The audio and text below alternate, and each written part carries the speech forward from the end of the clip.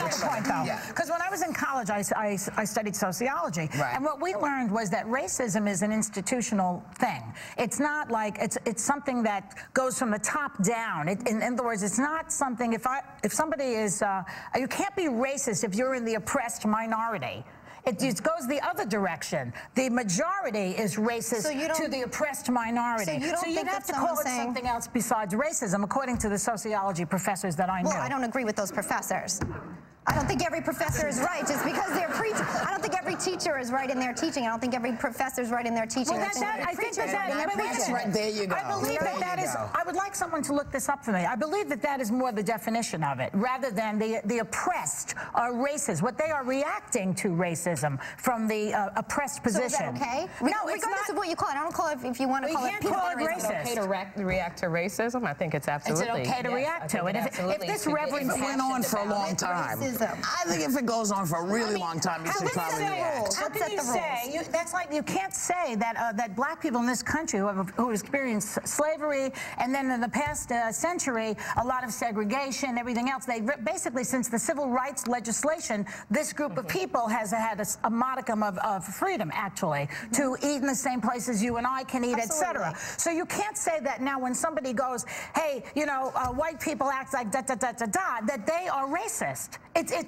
It's scientifically you're condoning. So then, are you condoning Reverend Wright's statements? No, I am criticizing your use of the word racist. You know what? I believe it's racism.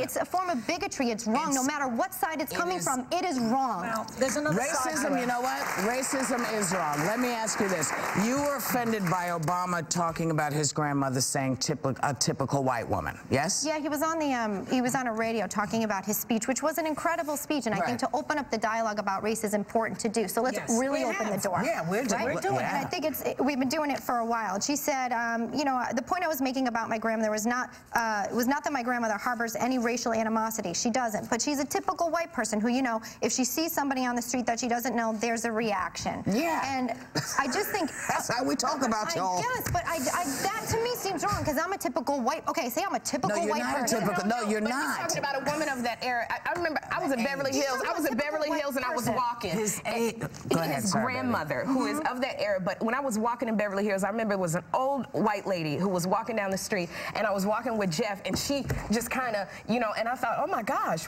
but she reacted that way. A lot of white people, when you see a bunch of folks, yeah, they react that way to me. A lot of white people when I walk down the street. But you know, I think, why were you offended? Because you know what? I feel as though this is, I'm a white person. I don't feel that way when I'm walking around. And to say, I just think if you want to talk about, he gave a speech, just words. You are 12 years old. No, I'm You know how I always say I always say you're 12 years old. This woman has a daughter who has a half-black son. She has never done, and he says, I understand why white people are nervous the way they are. They have good reason to be. But you can't tell me that if you're walking down the street and you see 6 black kids standing on the corner, you don't start to sweat. Sorry, I don't believe that. You telling me that? Yeah, I'm talking to you. I do not feel that way, and I don't think that's saying... You didn't grow up in New York in the 90s. It was scary in the 90s. Wait, you're saying, to say, he's a man of words, right? And he gave a speech about just words, okay? And we were on him for that. But to say she is a typical white person, if anybody said something like that on the radio, oh, he's a typical black man, he's a typical Hispanic, I just don't think it's right. I don't think it's okay. Again, it's the majority that you're talking to.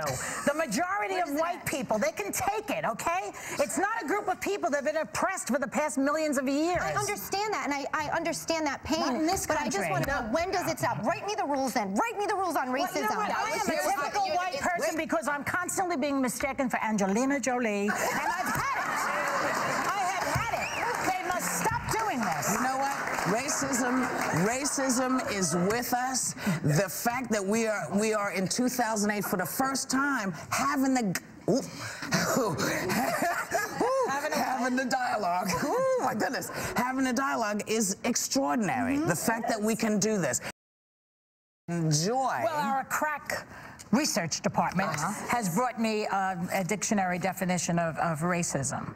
And number 1, a belief or doctrine that inherent differences among the various human races determine cultural or individual achievement, usually involving the idea this is crucial, that one's own race is superior and has the right to rule others. The second definition is, this is what I was driving at, a policy, a system of government based upon or fostering such a doctrine or discrimination, so that it comes from the ruling part, the ruling class. It doesn't come from the oppressed, it comes from above. But yours is I know what you're driving at. You're against intolerance and racial hatred, and so that's where you're going. And so you shouldn't be the target of any of this, you know, negativity from us, because hatred or intolerance of another race or other races. Now, I'm saying that it starts at the top and then it can get a reaction. Right. And you're saying you don't like the reaction. I don't like the action, and I don't like the reaction. I'm an idealist, I guess, and I want it to. And I just wanted to address, you said, let's just write the rules. There have been rules that have been written that said every man should be treated equal.